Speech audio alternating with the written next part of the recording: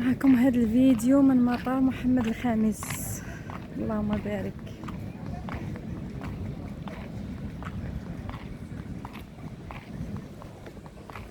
هنا الدخول وهنا الخروج، المكان اللي فيه السيارات ان شاء الله.